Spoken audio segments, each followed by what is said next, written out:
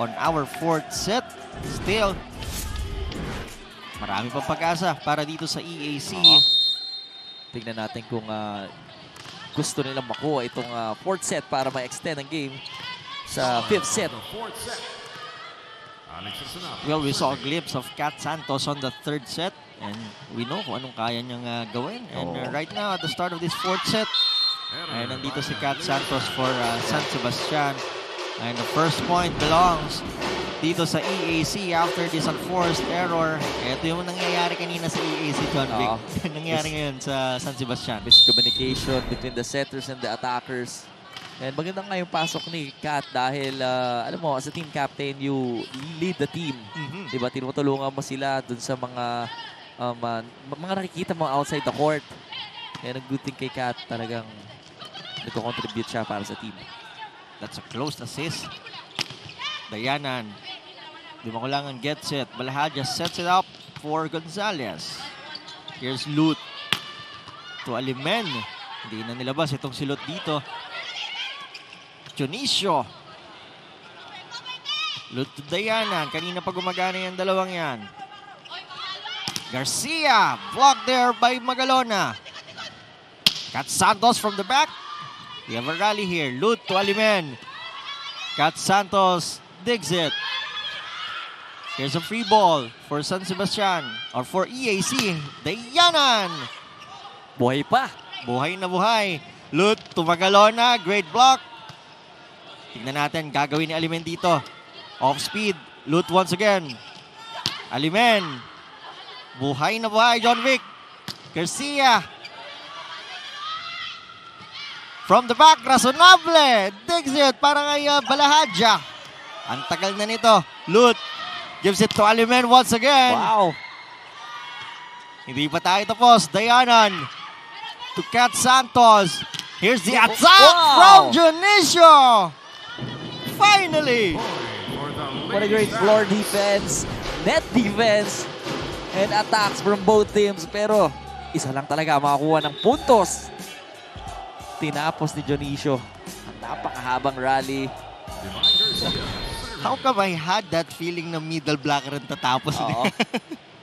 And first, ano ba lang yan early part ng fourth set pa lang yung ganong kahabang rally. Yep. Outside. Si Alimen doon.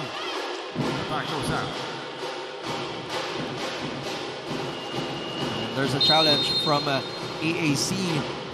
Pasok daw para sa kanila.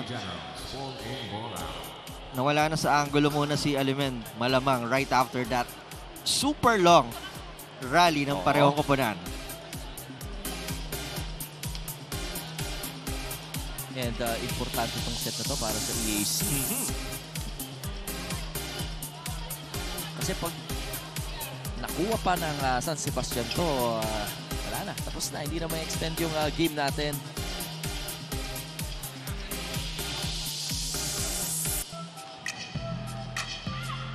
Labas daw. Outside, yeah. Successful and challenge from the EAC Lady Generals. And the point will go to San Sebastian. It's actually a great season somehow for EAC. Winning 4 right now. Comparing to dun sa mga previous season nila, you know. And yung mga bata nila ngayon, marami ay rookie. And kung sabay-sabay na angat, right after this season, magre-retain, it will be a good program for them. There was a violation para dito sa San Sebastian. Pero tama ka. Dahil sa ganda ng season, may mga tips na makikita natin. First round, maganda yung pinapakita. Second round, medyo naging off. So alam nila next season kung paano yung gagawin nila sa ganitong klaseng double round robin. Pero sa EAC naman side, ang ganda nung transition nila from first round to second round. Kasi mas nabuo yung team. At mas nakita mo yung mga players, especially doon sa mga rookies, na pwede sila mag-step up.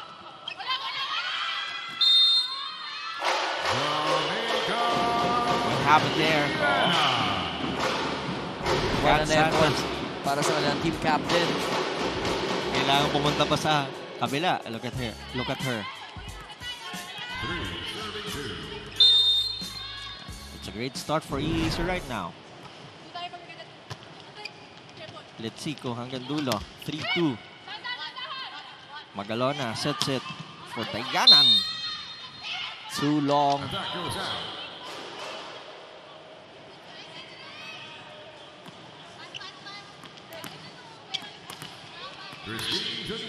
Should be a do or die for EAC right now para dito sa ating fourth set. As you see, KJ Junicio with 7 points on 5 attacks. 1 block, 1 ace din. Diana to Villena. Oh! Touch lang. Natuwa si Villena kasi hindi niya ina-expect na, alam mo yun, makukuha niya pa yung puntos niya. Nagulat din siguro siya, single blocker lang yung nandun sa lugar. Pero malaki rin to si Ramos eh.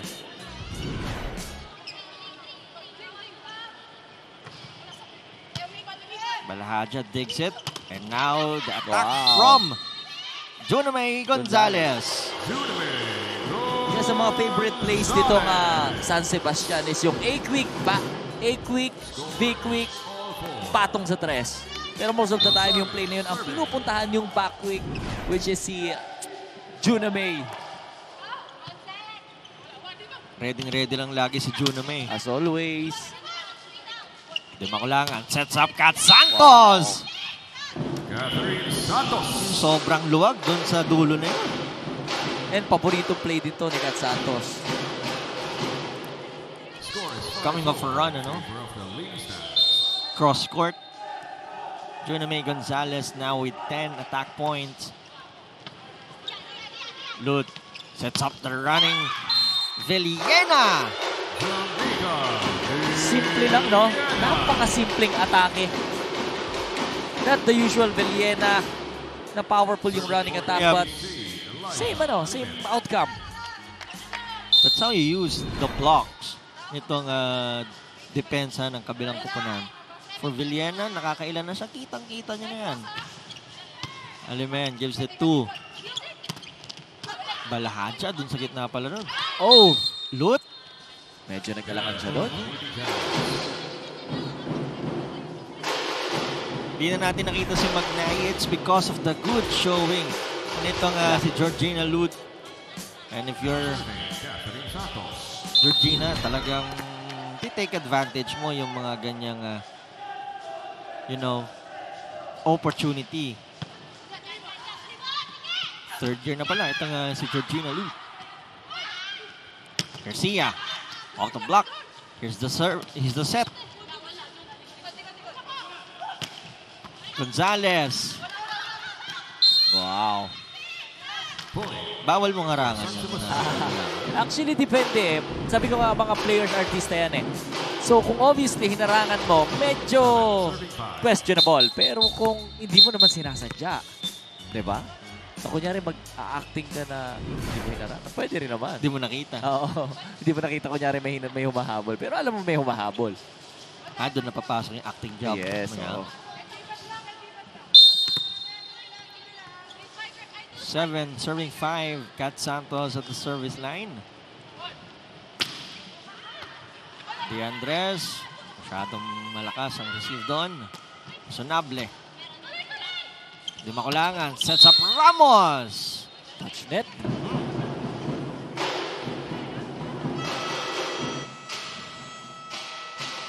Technical timeout muna tayo sa ating fourth set. At sa pagbabalik, maririnig natin muli si Hannah Arguelles.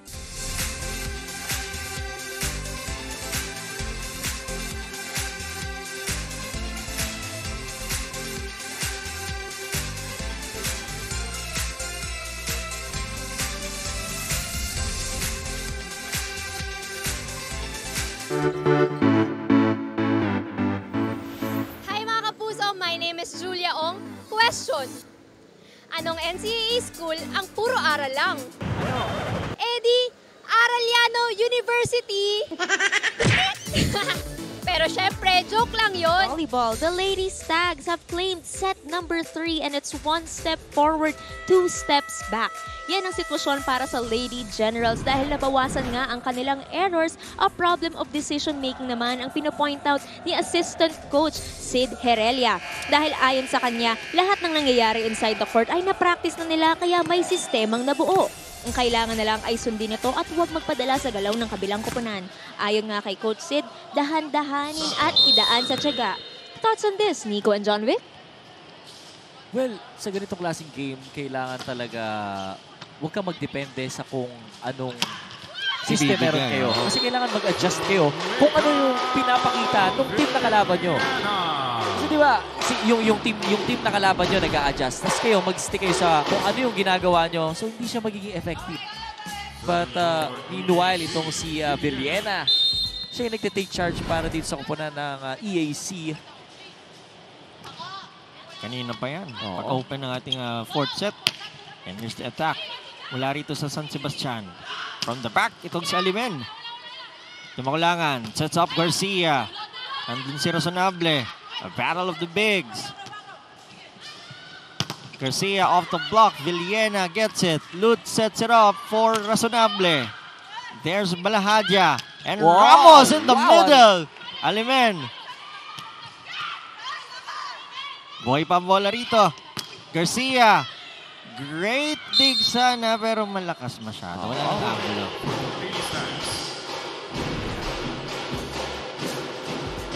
Look at this. Garcia.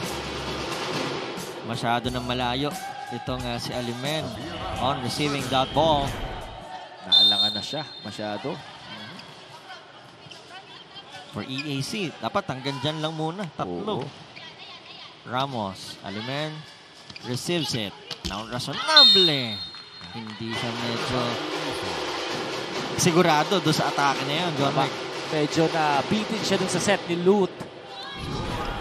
But still, paminsan-minsan talaga ang last option talaga nasa ano yan eh.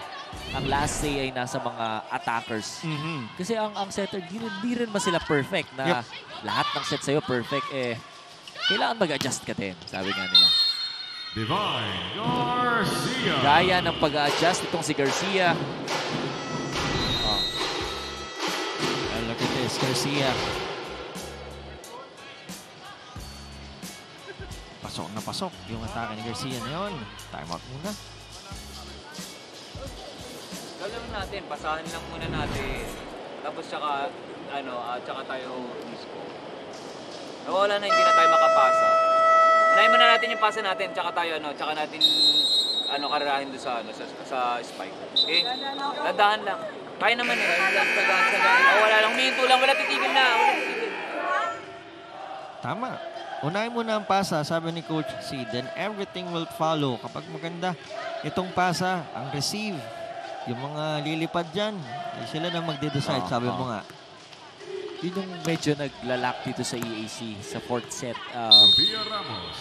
Medyo na-off na yung mga receivers nila right now and hindi sila maka-atake na maganda. Good.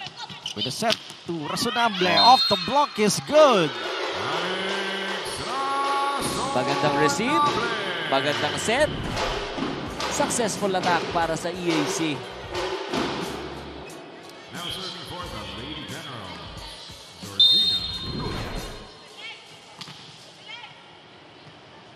And right now, Lut is at the line for the service. Balahadja to Dionisio. Ito na ang set ni Diandres. Inside para rito sa EAC. A min run for the white shirt. Back-to-back points para kay Razonable.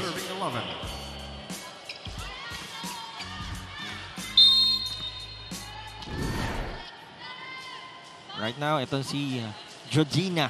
Wala palang R yun. 12 excellent sets.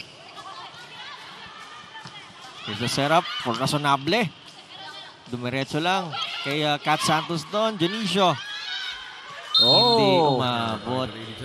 Walang kumuha. They thought it's gonna be over the net. Tinitik na lang ni Dionisio doon. Nabitin ang onte.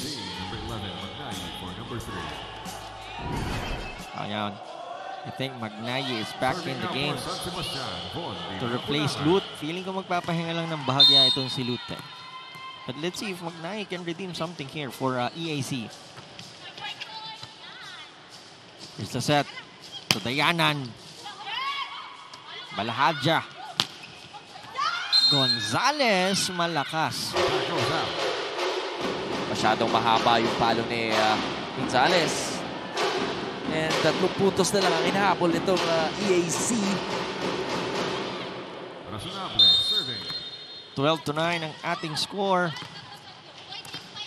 Tingnan natin kung malamig itong si Magnaye after that long pause dun sa kanyang dito sa laro na to. Oo, kailangan na ng panibagong play. Kasi medyo Nababasa na. Oo, nababasa na. At medyo pagod na rin si Lut. As EAC once again scoring. Hindi rin umabot itong tira na to ni Garcia. Serving 12. It's a 4-1 run for the Generals. Razonable with 12 big points. Na nagiging katulong ni Alimen. Ball out. Feeling ko ayoko na bumati ng players, no? Kasi parang nababati no? Hindi, kakasabi mo pa lang na ang ganda ng ginagalaw, ang ganda ng atake, tapos biglang error. Baka may headset din sila, naririnig ka. Nape-pressure sa sinasabi mo. Garcia there. Received by Alimen. Dayanan will get this. Off the block is good for Dayanan. Off the block. Cara. Paisa-isa to si Dayanan pero, right timing ang nangyayari doon sa mga puntos. Napakasimpleng player. Hindi mo masyadong makikitaan ng, alam mo yun, yung gilas. Pero, ang dami niyang nakakontribute para sa team. That's Cara Dayanan from Davao del Norte. At this time, bumawi. Dionisio once again. Great timing and a great set galing kay Di Bakulangan.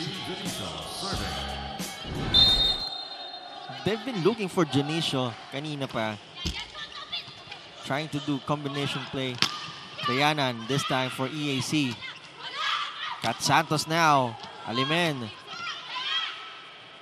Dionisio sets up Kat Santos. Off the net. Wow. Point for the Lady Stags.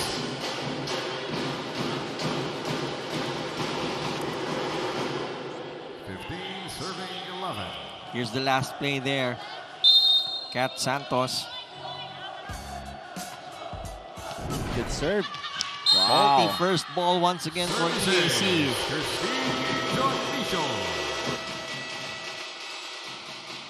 And we have a technical timeout. Magbabalik ang NCAA Season 100.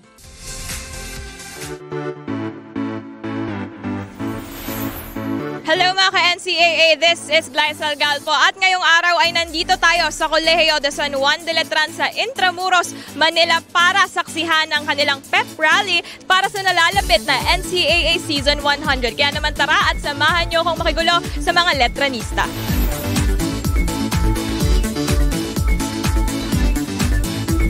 Sobrang saya kasi imagine this is centennial season and lahat ng letranista for sure nandiyan yung support and sobrang saya lang talaga. Tapos parang kinakabahan kasi parang marami pang gustong ipakita dito sa kanilang huling laro.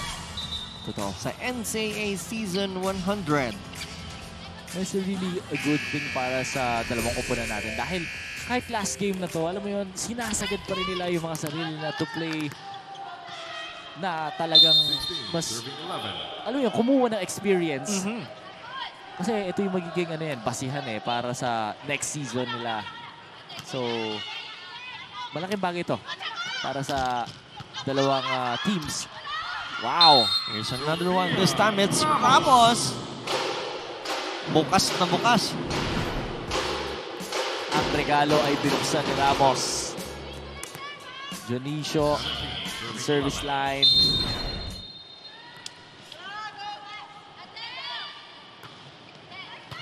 Let's see if EAC can still pull up something here. Alimen off the block. Here's the set for Gonzalez. Great idea. Error.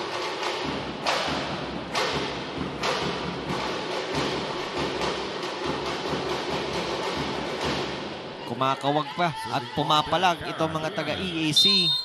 It's just a 5-point deficit. Dayanan. Malahadja gets it. Now Kat Santos off the block. Oh! Great attack there from Kat Santos. Ibang klase yung drive ni Kat Santos. No. Powerful, smart, the captain. Galing sa likod eh. Sakit sa bulikot. Oo. Mga ganung atake.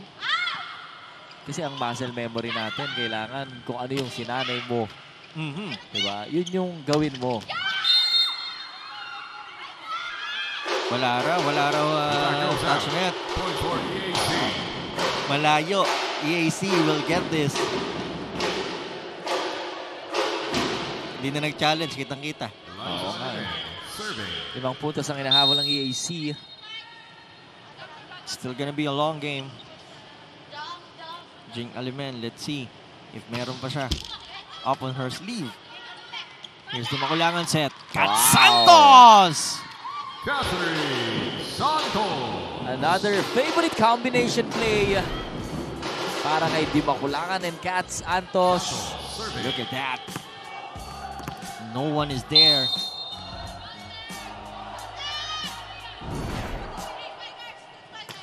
The jump serve. Alimen gets it.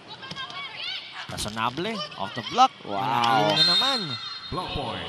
Lady Stags. Great timing net defense para kay Ramos at Di Makulangan. Everything is working here for San Sebastian, trying to end their season with a win. Kat Santos, the team captain, with 7 points. Oh, yun lang. Muntikan pa. Kala ko tatawid pa sa net. Huwag nyo na kasing banggitin. Para hindi mabate. 20-14. EAC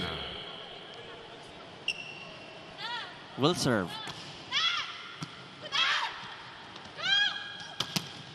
Off the block once again. This time it's coming from the pipe. Juname Gonzalez. Kung kailan kaunti ang error nitong EAC, this time it's on their attack. Doon sila nakukulangan naman, John Vic. Mababa ang errors pero poor reception. Wala sila masyadong magandang first ball kaya yung mga attackers hirap na hirap umatake. Unlike with San Sebastian, Kat Santos talagang namumuna ron. Ito na. Di makulangan set. Oops, malayo for Janicio, mahaba. Masyadong nanggigil dun si Janicio. Ever since naman kasi yung mga bato nitong si Di Makulangan connected dun sa mga Quakers. So ang tendency ng mga Quakers, gusto nilang mas lakasan yung palo. Kaso sa sobrang lakas, outside. Magnayi. Hindi na natin nakita itong silute dito. Oh. As I said, too cold off the bench for Magnayi. And here we go. We're seeing Lut coming in the game. Number 3, look for number 11. Score is 22-15 in favor of the Lady Stags. 7-point advantage for San Sebastian Lady Stags. Good serve. Lut sets up Dayanan. Malahadja to Gonzalez. Outside naman dito. Outside. For EAC, hindi pwedeng point-to-point ang labanan natin dito. Kailangan nating dumipensa and force San Sebastian to an error. Hindi pwede sagutan, John Vic. Hindi pwede. 7 points ang advantage ng San Sebastian. So, might as well 3-1 ang scoring dapat para makadikit agad makahabol sila. Oops! Ito ang iniiwasan natin, ang miscommunication. Kinabahan ako doon kasi nagpa-flashback sa akin yung moment kung kailan ako na-injured. Yeah. Same play. Kaya medyo may iniito doon si Garcia. We will have a timeout first. Let's see if EAC can still do something. Pasa tayo. Subukan lang natin kunin. Okay, dandaan natin, ha? Isa-isa lang. Okay? Energy pa tayo, energy. Kaya pa yan, kaya pa yan. Huwag nyo, huwag nyo sakuha. Jigil lang. Go, pasa muna, Kakay.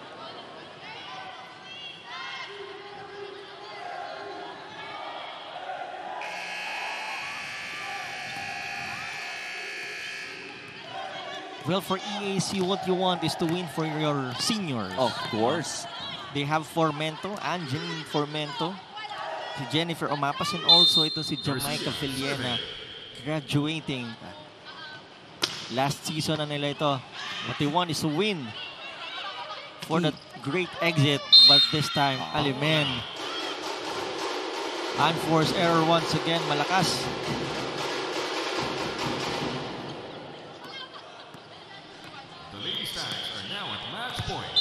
Match point for San Sebastian Lady Stags for the last game of the season. Alimen gets it. Lut misses it. And that's it for this game. San Sebastian Lady Stags winning against the EAC Lady Generals.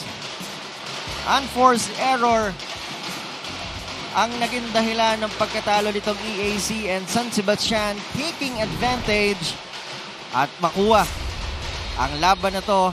4 sets, 3 sets to 1. 25-15, 25-23, 25-20, and 25-16. At ang nanalo sa labang ito ay ang San Sebastian Lady Stags. Let's hear first the school name for both teams.